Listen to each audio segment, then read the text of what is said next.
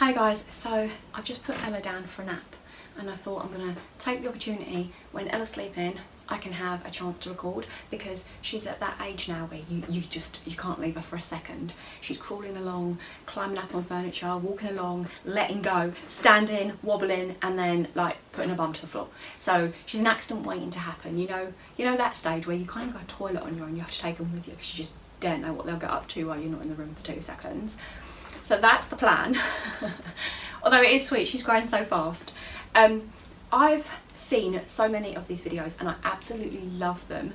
The curly girl method and embracing your natural texture. And I shared a picture on Instagram of where I went out with my natural hair and I really embraced it.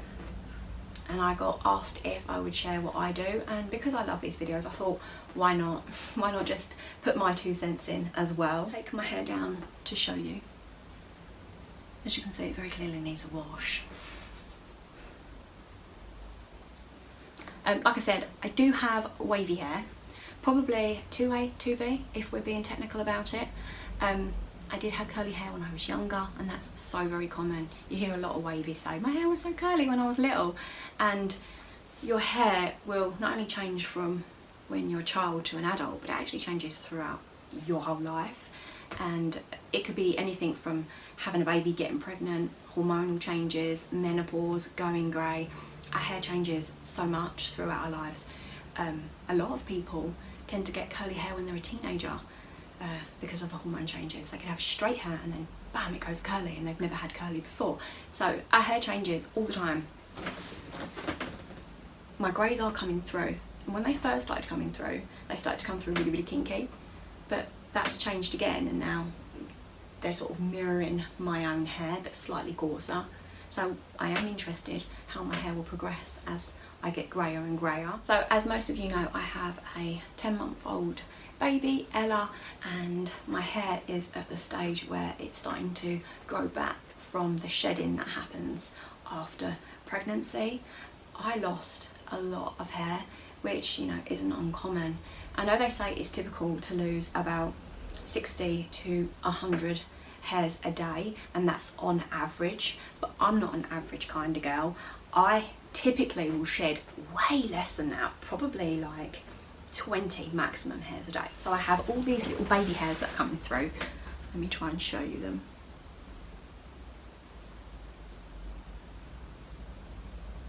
See there?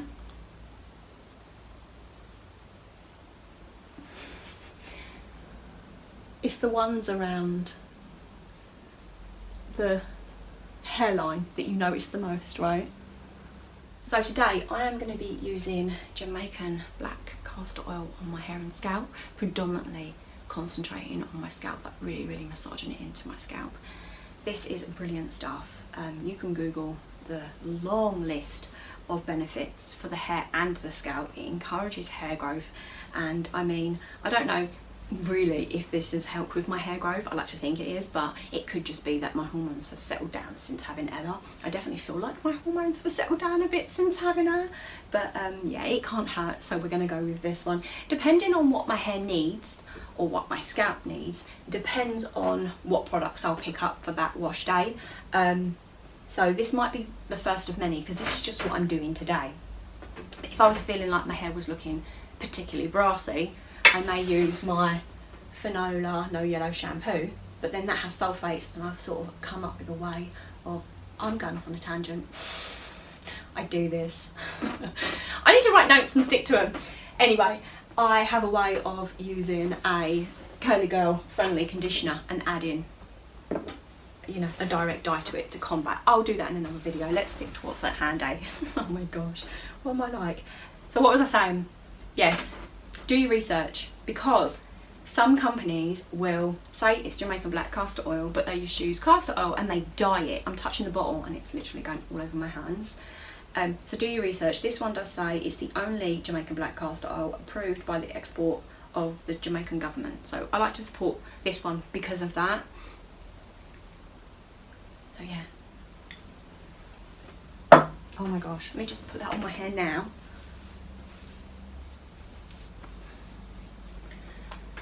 I do have just an applicator bottle because I really want to make sure I get it on my roots, so I'm going to pop that in there.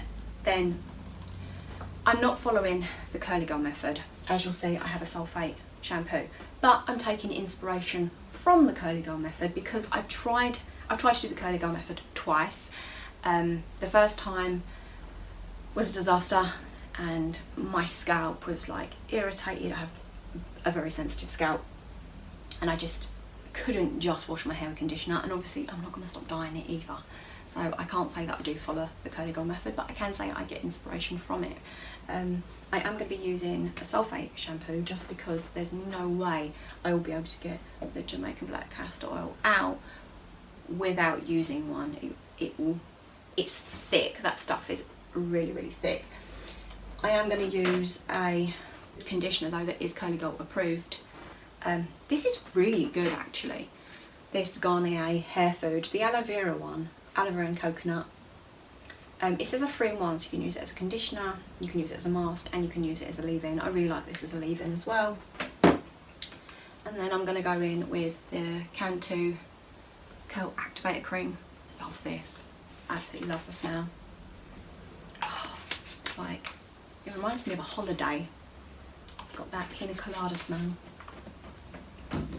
And then for gel, I'm going to use the Cantu Shea Butter Styling Gel with Jamaican black castor oil. Look at the colour of that. It's like gold, isn't it? So yeah, I'm going to start with putting this on my roots.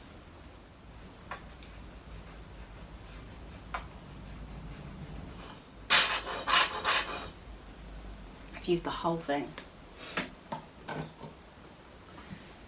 So I'm just going to massage that into my scalp and then just let it drip down to the ends of my hair.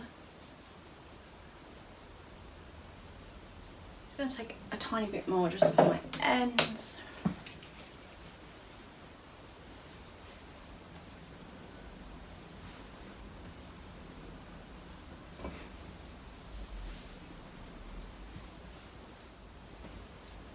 So I'm going to leave this on for about an hour. The reason I'm leaving it on for an hour is because I know how long Ella typically naps for, and that's what I'm working around. But you could leave it on for like half an hour, a couple of hours. I wouldn't necessarily recommend leaving it on overnight because it's a really thick oil and it'd be such a mess. But yeah, gonna go do some washing, do some chores, that kind of thing while I'm waiting. Actually, I thought I'd just mention, in case you are new to my channel, that I am a qualified hairdresser, but I qualified like over 20 years ago, and just like every other industry, hairdressing has changed so much, so I don't consider myself an expert at all.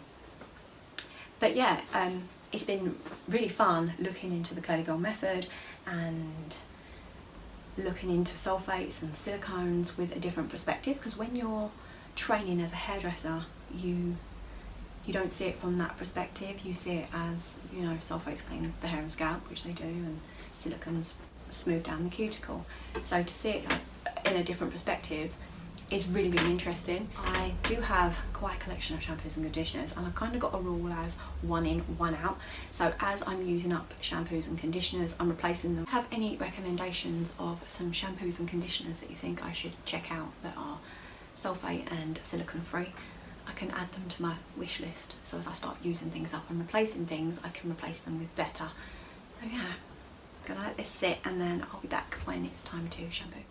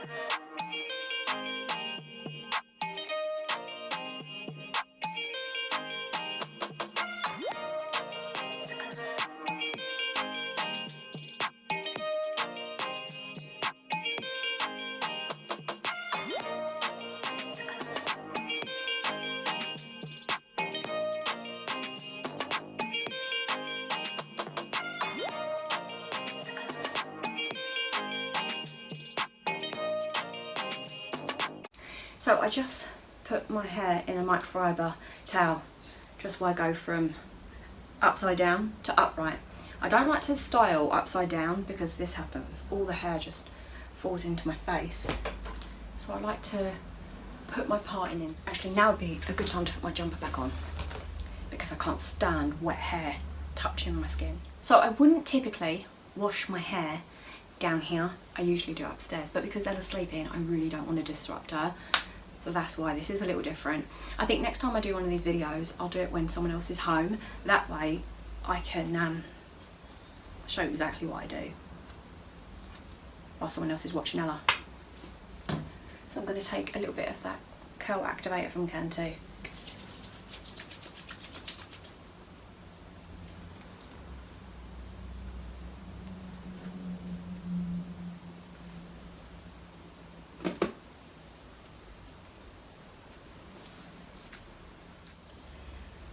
And I wouldn't usually be sat down doing this either, I'd be standing up.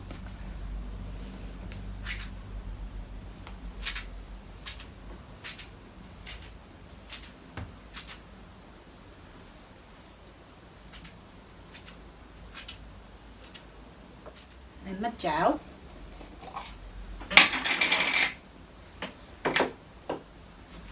I do use quite a lot because I need the hold. If you've got really curly hair, you're alright, but if you've got wavy hair, you need all the hold in the world, right?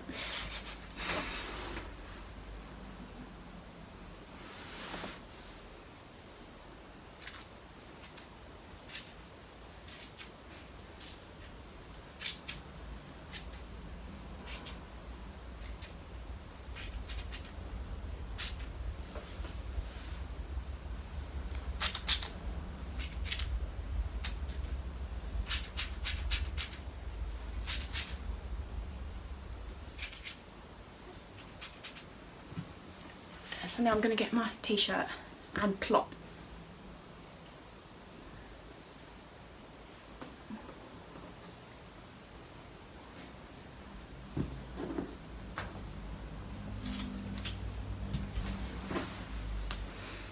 I'm only going to plop for 10 minutes because I found if I do it any longer than that, it irritates my scalp. I can't sit with water trapped on my scalp for too long, it just doesn't like it. So it's been 10 minutes. I'm gonna unplop. So I don't know if we should have the conversation about hydrogen bonds and how hair shape can be altered using heat or water, because that's what I did at college. You know, when you're going to do a shampoo and set, you use heat to change someone's hair shape, and you can also do that with water, but I think we'll go in depth with that maybe in a different video. What I'm going to do now is I'm just going to add a little bit more gel just to double up, get as much hold as I possibly can, just glaze that in, scrunch it in really gently this time, and then I'm going to diffuse for like 10 minutes and then let my hair air dry the rest of the way, and then I'll come back when my hair's all dry.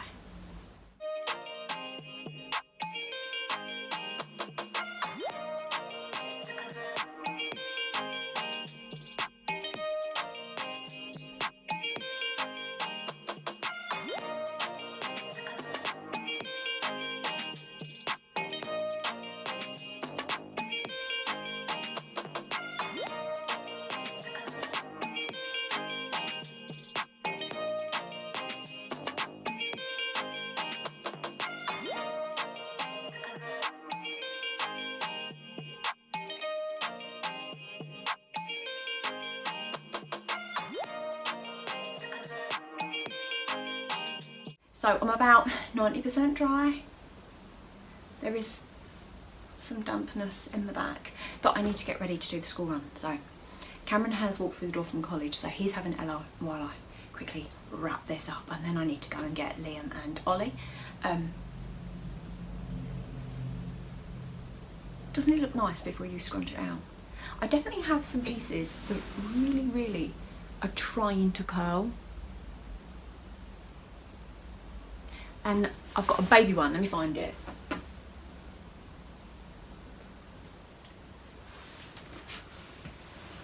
This is what my hair was like when I was little. That's because that's all new growth, isn't it, when my hair's grown back. It is literally spiralling. For instance here, look, that is really trying to spiral. It's really, really trying. And then it's like, no, I can't do it. But the more I stay on this journey, maybe my hair will come alive, you never know. You're trying to find, you know, those those pieces of hair that are better than all the rest. And I always feel like, why can't all of you do this? Right? By tomorrow it won't look like this. I'll go to bed and I'll wake up and it'll be like, whew. Because yeah, that's just what happens. I'm gonna put some oil in it. I like this macadamia one. Really, really like this one. I've tried to sleep with my hair in a pineapple. That gives me a headache. I try and sleep with my hair in a bonnet. I get too hot. It's like it traps heat. I think in the winter that will be amazing. I'll love that. But the summer, a bonnet's not the one. Need to get a silk pillowcase because I think that will help with my hair.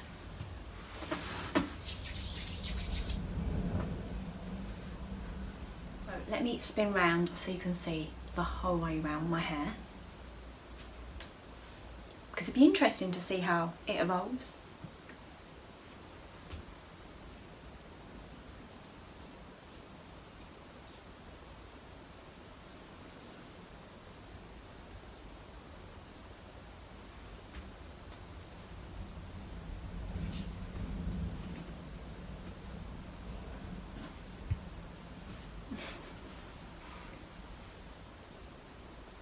Shall I come back tomorrow and show you what it looks like when I wake up? That'd be fun. Morning. See, this is how I wake up. Like, I can't leave the house like this. So I'm gonna smooth my hair down with some more of the oil that I used yesterday. And I hope that will work. And if it doesn't, then I will just stick it in a bun so I can go and do the school run. So I've put some oil through my hair. This bit, I just kind of just did that to smooth it down a bit. This wave here is still doing really, really well. It's quite obvious which side I sleep on, right? That's why I tucked it behind my ear. It just looks so ratty and look.